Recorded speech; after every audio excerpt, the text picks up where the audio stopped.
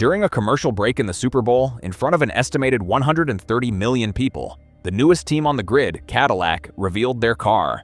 And what they revealed was a car that immediately had everyone asking the same question: is that even legal? The images that flashed across screens were stark, bold, and unlike anything else on the Formula One grid. One side of the car, predominantly black, the other, almost entirely white. This wasn't just a new livery, it was a deliberate, asymmetrical design that seemed to defy the unwritten rules of F1 aesthetics. The immediate reaction was one of shock, followed by a wave of speculation. Had Cadillac, in its very first act, already broken the rules? The title of this video asks if they've shocked F1 with a rule-breaking design, and the simple answer is yes, they have shocked the sport. But the truth about whether they've broken the rules is a little more complicated. What Cadillac has done is not illegal, but it is a radical departure from convention. For decades, F1 liveries have been overwhelmingly symmetrical. It's a design language rooted in balance, precision, and a certain conservative aesthetic. Cadillac has thrown that out the window. Their design is a calculated risk, a visual gamble intended to make an immediate impact. According to Cadillac Formula One CEO Dan Tauris, this was entirely the point. He described the livery as a representation of who we are and what we bring to Formula One, with every detail being intentional, bold, modern, and unmistakably American. The design philosophy is rooted in the concept of a yin and yang balance, a duality expressed through the stark contrast of black and white. It's a visual metaphor for the team itself, a blend of American bravado and European racing heritage, a fusion of raw power and precision engineering. But there's something deeper at play here. The asymmetry itself is a statement about confidence. Most teams play it safe with symmetrical designs because symmetry feels balanced, predictable, and safe. Cadillac has rejected that logic. By embracing asymmetry, they're saying that they don't need to be balanced in the traditional sense. They're confident enough to be bold and different. The black side represents power and aggression, while the white side represents clarity and precision. Together, they create a visual tension that mirrors the competitive tension of the sport itself. This isn't just a paint job, it's a mission statement rendered in carbon fiber. By choosing to unveil this statement during the Super Bowl, Cadillac wasn't just speaking to F1 fans, they were speaking to the world. They were announcing their arrival on a global stage at the intersection of performance, culture, and entertainment. This is a team that understands the power of spectacle. While other teams were hosting quiet online reveals, Cadillac was broadcasting its identity to a massive mainstream audience that for the most part probably doesn't follow Formula One. It was an audacious, expensive, and brilliant marketing move. Team principal Graham Loudon called it a reflection of their bold ambition and leadership in innovation. They didn't just join the party, they kicked the door in. And if you want to follow every bold move from the newest and most talked about team on the grid, make sure you subscribe to the channel. We'll be covering Cadillac's journey all season long as they try to turn this initial shockwave into real results on the track. To truly understand the significance of this moment, you have to look at the journey that brought Cadillac to the grid. This wasn't a simple or straightforward entry.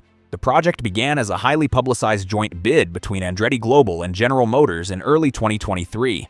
That bid, despite its American powerhouse backing, was famously rejected by Formula One management, who seemed unconvinced that the team would add sufficient value to the sport. It was a controversial decision that left many American fans feeling snubbed. But behind the scenes, General Motors wasn't giving up.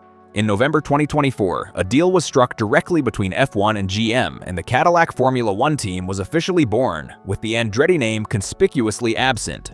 This backstory is crucial. Cadillac isn't just a new team. They are a team that had to fight for their place on the grid. They have something to prove. They are carrying the banner for American motorsport on a global stage, and they are doing it with a sense of pride and defiance.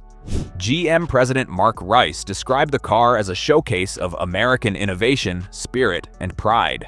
This isn't just a racing team, it's a symbol of national ambition. The team is operating from dual bases, one in Silverstone, the heart of the British Motorsport Valley, and another in Fishers, Indiana, planting a firm American stake in the ground. And in a fascinating twist, their challenger will be powered by a customer engine from none other than Ferrari, creating a tantalizing alliance between two of the most iconic automotive brands in the world. And then there's the driver lineup, which is perhaps the clearest signal of Cadillac's intentions. They haven't opted for a pair of rookies or pay drivers. Instead, they've signed two of the most experienced and respected veterans on the grid, Sergio Perez and Valtteri Bottas. Between them, they boast a staggering 526 race starts, 16 wins, and 106 podium finishes. This is not a team that's here to make up the numbers. This is a team that has invested in proven talent, drivers who know how to develop a car, manage a race, and grind out results. Perez, the master of tire management and opportunistic overtakes, and Bottas, the calm, collected qualifier who spent his 2025 season on the sidelines and is hungry for a competitive return. It's a formidable pairing that brings a wealth of knowledge from top-tier teams like Red Bull and Mercedes. This choice speaks volumes about Cadillac's immediate ambitions. By signing Perez and Bottas, the team signals that it is not content with a multi-year development project. It wants to be competitive from the very first race. These are drivers who can provide instant feedback, guide the engineering team, and capitalize on any opportunity that presents itself on track. It's a clear rejection of the slow and steady rookie-led approach, and a bold declaration that Cadillac is here to compete, and compete now. Furthermore, the team has secured former Sauber driver and Ferrari reserve Guan Yu Zhou as their first reserve driver, and American IndyCar star Colton Herta for testing duties. This demonstrates a commitment to building a deep and robust racing program, blending F1 experience with promising young talent. Every single decision, from the marketing to the personnel, has been made to project an image of strength, ambition, and unwavering seriousness. So, back to the central question, is the livery actually rule-breaking? The simple answer is no. While it breaks with aesthetic tradition, it appears to be fully compliant with the 2026 FIA regulations. A new rule for this season mandates that a minimum of 55% of a car's surface area, when viewed from the side or above, must be covered by paint or stickers. This rule was introduced to combat the trend of teams leaving large sections of their cars as bare carbon fiber to save weight. It's a regulation born from the FIA's desire to maintain visual identity and brand presence in an era where aerodynamic efficiency often trumps aesthetics. Cadillac's design, with its full coverage of black and white, easily meets this requirement.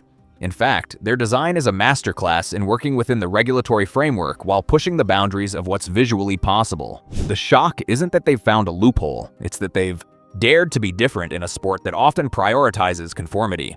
They've taken the regulations and used them as a canvas for bold expression rather than a constraint to work around. Asymmetrical liveries are incredibly rare in modern F1, but they're not unheard of. The most famous example is the 1997 Bar 01, which attempted to run a split livery with two different tobacco sponsors, Lucky Strike and 555. The FIA rejected that proposal, forcing the team to blend the two designs into a now infamous half-and-half car with a zipper graphic down the middle. Cadillac's design is far more elegant and philosophically coherent. It's not a compromise forced by sponsorship demands. It's a deliberate artistic and branding choice. In a grid where most cars will be a swirl of sponsor logos on a symmetrical base, the Cadillac will be instantly recognizable. From one angle, it will appear as a sleek black machine. From another, a crisp white one. This visual disruption is a powerful tool. It guarantees that the car will stand out in photographs, on television broadcasts, and in the minds of fans. It's a clever way to command attention and build a brand identity from day one. Ultimately, the livery is a symbol of everything Cadillac wants to be in Formula One. It's a declaration of independence from the sport's old guard. It's a celebration of American boldness. And it's a promise of a team that is not afraid to do things differently. While the team ran a more conventional testing livery during its shakedown in Barcelona, the race-spec design unveiled at the Super Bowl is what will define their identity as they head to Melbourne for their debut Grand Prix. The journey to the grid was fraught with politics and rejection, but Cadillac has emerged with a clear and confident vision. They have the backing of a manufacturing giant in General Motors, a powerful engine partner in Ferrari, an experienced and hungry driver lineup, and a marketing strategy that has already captured the world's attention. The asymmetrical livery is the perfect visual metaphor for their approach. Balanced but bold, respectful of heritage but relentlessly modern. They haven't broken the rules, but they have shattered expectations. And in Formula One, that can be an even more powerful way to make your mark.